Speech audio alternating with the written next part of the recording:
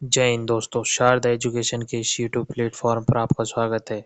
आज हम राजस्थान जीके के टॉप 20 प्रश्न करेंगे, जो कि आने वाली एग्जाम पशु परीक्षर के लिए अत्यधिक महत्वपूर्ण है। दोस्तों, ये वे प्रश्न है जो बार बार परीक्षाओं में रिपीट होते हैं। दोस्तों, चाहे सीईटी हो या 12th लेवल वाली सीईटी हो या स्टेनोग्राफर एलडीसी हो, इनमें कहीं ना कहीं दोस्तों ये प्रश्न रिपीट होते हैं। पशु परीक्षर के साथ ही दोस्तों ये आगे आने वाली एग्ज़ाम जैसे पटवार, ग्राम सेवक, रीट, एसआई, कांस्टेबल और बीएसटीसी की एग्ज़ाम्स के लिए दोस्तों अत्यधिक महत्वपूर्ण है ये प्रश्न। तो चलिए शुरू करते हैं दोस्तों। पहला प्रश्न, रावण हत्था क्या है? ए एक प्रकार का नृत्य, बी वाद्य यंत्र, सी एक पुस्तक का शीर्षक या डी स्थान का नाम। तो इसका सही आंसर हो जाएगा दोस्तों ऑप्शन बी वाद्य यंत्र। दोस्तों, रावण हत्था एक प्रकार का वाद्य यंत्र है। अगला प्रश्न, शाहपुरा भीलवाड़ा में जिस संप्रदाय की पीठ स्थित है वह है ए दादू संप्रदाय, बी वल्लभ संप्रदाय, सी निम्बार्क संप्रदाय या डी रामस्नेही संप्रदाय। तो इसका सही आंसर हो जाएगा दोस्तों ऑप्शन डी रामस्नेही संप्रदाय। शाहपुरा भीलवाड़ा में दोस्तों रामस्नेही संप्रदाय की पीठ है, जो कि दोस्तों रामचरण जी की है। इसके अलावा दोस्तों रामस्नेही संप्रदाय की पीठ रैण नागौर में, सिंहथल बीकानेर में, खेड़पा, कहाँ दोस्तों खेड़पा जोधपुर में भी दोस्तों रामस्नेही संप्रदाय की पीठें हैं दोस्तों। इसमें कुल 4 प्रधान पीठें हैं दोस्तों, इसकी शाखाएं हैं रामस्नेही संप्रदाय की, जिसमें से एक शाहपुरा भीलवाड़ा की है, दूसरी रैण की, तीसरी सिंहथल की और चौथी खेड़पा की है दोस्तों। रामस्नेही संप्रदाय की विशिष्टता है दोस्तों कि यहाँ पर होली के अगले दिन फूल डोल महोत्सव होता है दोस्तों।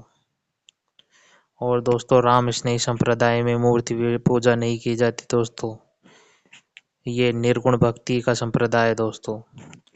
और राम का अर्थ है दोस्तों निर्गुण और निराकार, राम से है दोस्तों इसका शब्द का अर्थ।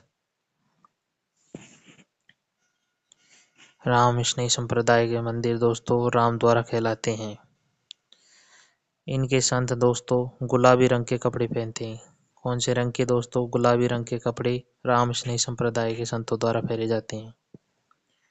और जयमल दास को सिंहथल एवं खेड़पा शाखा का आदि आचार्य भी कहा जाता है दोस्तों। अगला प्रश्न, जाम्भोजी के अनुयायी किस रूप में जाने जाते हैं? ए नाथपंथी, बी विश्नोई, सी रामस्नेही या डी शाहपुरा। तो इसका सही आंसर हो जाएगा दोस्तों ऑप्शन बी बिश्नोई।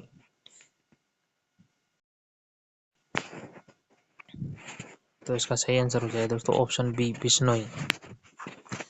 जाम्भोजी महाराज, जिनका जन्म दोस्तों 1451 ईस्वी में पीपासर नागौर में हुआ। कहाँ दोस्तों? पीपासर नागौर में हुआ दोस्तों। इनका जन्म दोस्तों भाद्रपद कृष्ण अष्टमी को हुआ था दोस्तों। इनकी माता का नाम हंसा देवी एवं पिता का नाम लोहट जी पवार था दोस्तों। और इनके बचपन का नाम दोस्तों क्या था? धनराज। क्या था? धनराज। इन्हें दोस्तों विष्णु भगवान का अवतार माना जाता है। इन्होंने दोस्तों समराथल बीकानेर नामक स्थान पर दोस्तों अपने 29 उपदेश दिए। कितने? 29 उपदेश दिए दोस्तों।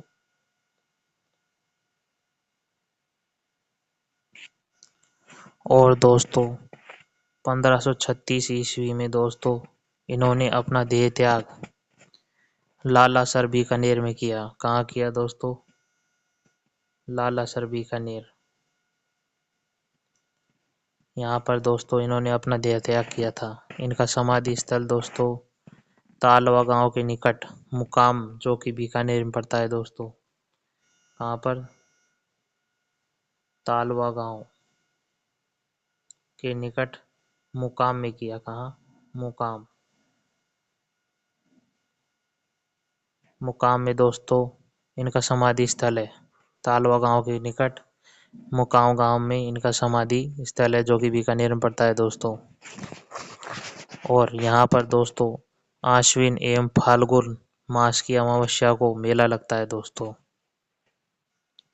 और इनके कहने पर दोस्तों सिकंदर लोदी ने गो हत्या एवं अकाल, जब इनके समय पर अकाल पड़ा था तो दोस्तों चारा पानी की व्यवस्था भी सिकंदर लोदी ने करवाई थी इनके समय में। अगला प्रश्न, तेजा दशमी को वीर तेजा जी का मेला लगता है। तेजा दशमी आती है ए श्रावण शुक्ल दशमी को, बी आश्विन शुक्ल दशमी को, सी भाद्र शुक्ल दशमी को, या डी कार्तिक कृष्ण दशमी को। तो इसका सही आंसर हो जाएगा दोस्तों ऑप्शन सी, भाद्र शुक्ल दशमी को दोस्तों तेजा दशमी आती है। कब आती है? भाद्र शुक्ल दशमी को, जो कि तेजा जी का मेला लगता है दोस्तों। अगला प्रश्न, आदिवासियों का कुंभ कहा जाने वाला वैष्णवेश्वर मेला किस जिले में लगता है? ए डूंगरपुर, बी झालावाड़, सी बारा, या डी बांसवाड़ा। तो इसका सही आंसर हो जाएगा दोस्तों ऑप्शन ए डूंगरपुर। आदिवासियों का मेला जो कि वैष्णवेश्वर मेला कहलाता है दोस्तों, यह डूंगरपुर में लगता है। अगला प्रश्न, निम्नलिखित में से कौन सा आभूषण कान पर पहना जाता है? ए टीका, बी बुली, सी टोंटी, या डी रिमझोल। तो इसका सही आंसर हो जाएगा दोस्तों ऑप्शन सी टोंटी। टोंटी दोस्तों कान में पहने जाने वाला आभूषण है। अगला प्रश्न, चौप नामक आभूषण शरीर के किस अंग पर पहना जाता है? ए गर्दन पर, बी कलाई पर, सी मस्तक पर, या डी नाक पर। तो इसका सही आंसर हो जाएगा दोस्तों ऑप्शन डी नाक में। चौप दोस्तों नाक में पहने जाने वाला आभूषण है।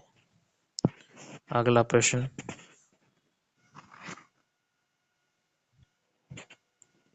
राजस्थान का दूसरा सबसे पुराना किला कौन सा है? ए बीकानेर, बी जैसलमेर, सी कुंभलगढ़, या डी मेहरानगढ़। तो इसका सही आंसर हो जाएगा दोस्तों ऑप्शन बी जैसलमेर का किला, जो कि दोस्तों राजस्थान का दूसरा पुराना किला है। इसकी स्थापना दोस्तों 1155 ईस्वी में राव जैसल द्वारा की गई। राव जैसल द्वारा। यह दोस्तों यह किला 1155 ईस्वी में राव जैसल द्वारा बनाया गया था दोस्तों।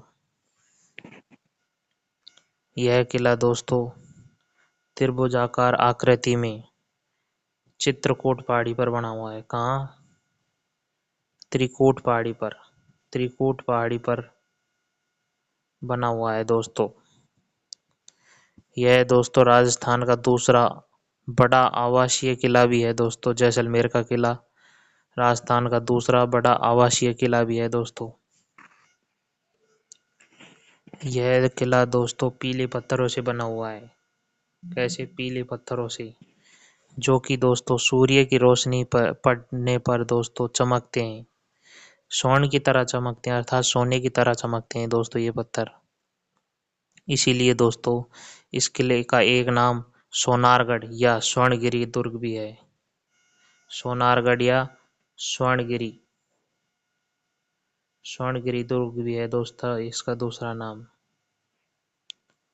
इस किले में दोस्तों दूर से देखने पर ऐसा लगता है मानो कि रेत के समुद्र में जहाज ने अपना लंगर खोल रखा हो दोस्तों। या दोस्तों एक उपमा इसे ये भी दी गई है दोस्तों कि दूर से देखने पर ऐसा लगता है कि मानो अंगड़ाई लेता हुआ शेर हो। दोस्तों यह दुर्ग जैसलमेर के रेगिस्तान के बीचों बीच बसा हुआ है। इसलिए दोस्तों इस किले को अबुल फजल ने इस किले के बारे में कहा है कि केवल पत्थर की टांगे ही जैसलमेर किले में पहुंचा सकती है, क्योंकि दोस्तों इस तक जाने का सफर बहुत कठिन होता है, इसलिए अबुल फजल ने इसने ऐसा कहा। और दोस्तों वर्ष 2009 में दोस्तों इस दुर्ग पर डाक टिकट जारी भी हो चुका है। कब? 2009 में। इस किले को बनाने में दोस्तों चूने का उपयोग नहीं किया गया है। और दोस्तों इस किले में 99 बुर्जे भी हैं। 99 बुर्जे भी हैं दोस्तों इसमें, जो कि सर्वाधिक बुर्जों वाला किला है दोस्तों ये। इस किले में दोस्तों जीन भद्रसूरी भंडार भी है, जिसमें प्राचीन चित्र एवं पुस्तकें रखी हुई हैं दोस्तों। बादल महल, पार्श्व मंदिर, जैसलू कुआं आदि भी दोस्तों इस किले में स्थित है। सत्यजीत रे ने दोस्तों इस पर सोनार किला नामक डॉक्यूमेंट्री भी बनाई थी। इस किले के चारों ओर दोस्तों घाघरे नुमा परकोटा निर्मित है दोस्तों, जिसे कमरकोट भी कहते हैं। घाघरे नुमा कर परकोटे को क्या कहते हैं दोस्तों? कमरकोट। अगला प्रश्न,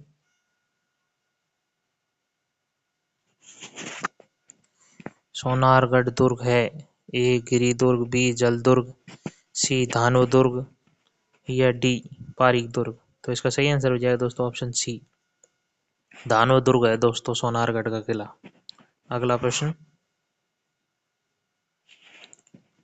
चावड़ शैली के प्रसिद्ध चितेरे नसरुद्दीन नासरिद्दी ने रागमाला चित्रण किस शासक के संरक्षण में किया? ए प्रताप, बी कर्ण सिंह, सी अमर सिंह या डी जगत सिंह प्रथम? तो इसका सही आंसर हो जाएगा दोस्तों ऑप्शन सी। ऑप्शन सी सही आंसर हो जाएगा दोस्तों, अमर सिंह प्रथम। चावड़ शैली के प्रसिद्ध चतीरे नसरुद्दीन ने रागमाला का चित्रण दोस्तों अमर सिंह प्रथम के संरक्षण में किया था दोस्तों। अगला प्रश्न, निम्नलिखित में से कौन सा चित्रकार चित्रकला की मेवाड़ शैली से संबंध था? ए रुकनुद्दीन, बी कासिम, सी साहिबुद्दीन या डी मोहम्मद शाह? तो इसका सही आंसर हो जाएगा दोस्तों ऑप्शन सी, साहिबुद्दीन। साहिबुद्दीन चित्रकार दोस्तों मेवाड़ शैली संबंधित था। अगला प्रश्न, उदयपुर, भीलवाड़ा, चित्तौड़गढ़ में अधिकांश बोली बोली जाती है? ए मेवाड़ी, बी रांगड़ी, सी वागड़ी या डी मारवाड़ी? तो इसका सही आंसर हो जाएगा दोस्तों ऑप्शन ए, मेवाड़ी बोली जाती है। उदयपुर, भीलवाड़ा और चित्तौड़गढ़ में दोस्तों अधिकांशतः मेवाड़ी बोली जाती है। अगला प्रश्न, हाड़ौती बोली राजस्थान के जिस क्षेत्र में प्राय नहीं बोली जाती है वह है?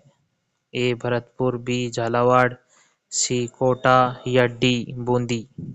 तो इसका सही आंसर हो जाएगा दोस्तों ऑप्शन ए, भरतपुर। हाड़ौती बोली दोस्तों हाड़ौती क्षेत्र में बोली जाती है, जो कि कोटा, बूंदी, बारा, झालावाड़ है। कौन से हैं दोस्तों? कोटा, बूंदी, बारा और झालावाड़ है दोस्तों।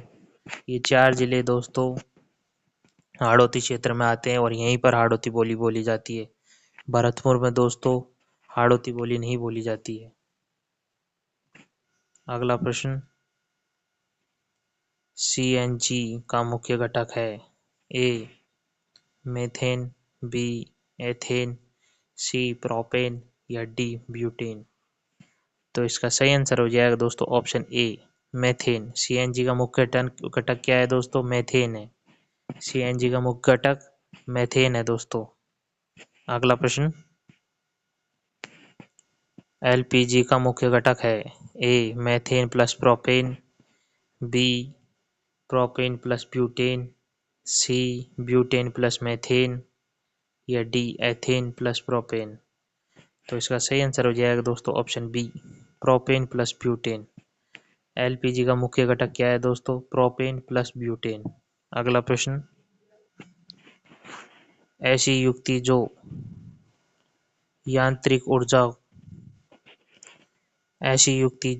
यांत्रिक ऊर्जा को विद्युत ऊर्जा में रूपांतरित करती है। ए रेक्टिफायर, बी इन्वर्टर, सी जनित्र या डायनेमो या डी विद्युत मोटर। तो इसका सही आंसर हो जाएगा दोस्तों ऑप्शन सी जनित्र या डायनेमो। यह युक्ति दोस्तों यांत्रिक ऊर्जा को विद्युत ऊर्जा में परिवर्तित कर देती है। अगला प्रश्न, विद्युत जनित्र कार्य करता है ए विद्युत ऊर्जा के ऊष्मीय प्रभाव पर, बी विद्युत चुंबकीय प्रेरण के सिद्धांत पर, सी वोल्टीय प्रभाव पर या डी अनुचुंबकीय क्षेत्र के प्रभाव पर। तो इसका सही आंसर हो जाएगा दोस्तों ऑप्शन बी। ऑप्शन बी इसका सही आंसर हो जाएगा दोस्तों विद्युत चुंबकीय प्रेरण के सिद्धांत पर विद्युत जनित्र कार्य करता है दोस्तों। अगला प्रश्न, विद्युत जनित्र तथा दिष्ट धारा जनित्र क्रम से होती है ए सर्पी-वलय व बुश, बी बुश विभक्त वलय, सी सर्पी-वलय विभक्त वलय या डी विभक्त वलय चुंबक। तो इसका सही आंसर हो जाएगा दोस्तों ऑप्शन सी सर्पी-वलय विभक्त वलय। अगला प्रश्न,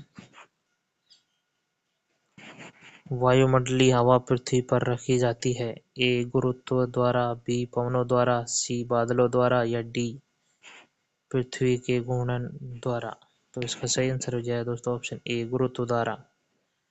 वायुमंडलीय हवा पृथ्वी पर रखी जाती है गुरुत्व द्वारा। अगला प्रश्न, फाउंटेन पेन किस सिद्धांत पर कार्य करता है ए द्रवों के उच्च से निम्न विभव की ओर प्रवाह, बी केशिका क्रिया, सी बर्नौली का सिद्धांत या डी द्रवों की सहायता। तो इसका सही आंसर हो जाएगा दोस्तों ऑप्शन बी।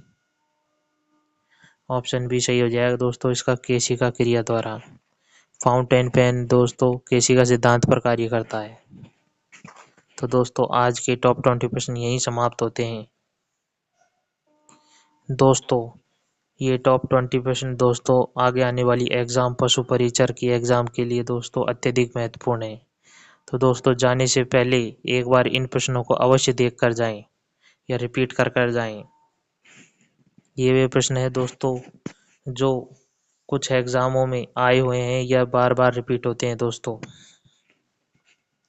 आप इन सभी प्रश्नों का उत्तर हमारे कमेंट बॉक्स में दे सकते हैं दोस्तों। और ऐसे ही और प्रश्न देखने के लिए आप हमारी प्लेलिस्ट में जा सकते हैं। वहाँ पे आपको ऐसे ही टॉप 20 प्रश्न बहुत मिल जाएंगे दोस्तों। और आप ज्योग्राफी, संपूर्ण ज्योग्राफी, रीट हो या एसआई कांस्टेबल, इनके लिए सभी के लिए दोस्तों ज्योग्राफी हमारी प्लेलिस्ट में उपलब्ध है। राजस्थान की ज्योग्राफी जो कि जितेंद्र जी द्वारा बहुत अच्छे तरीके से समझाई गई है दोस्तों। आपका वीडियो देखने के लिए धन्यवाद। जय हिंद।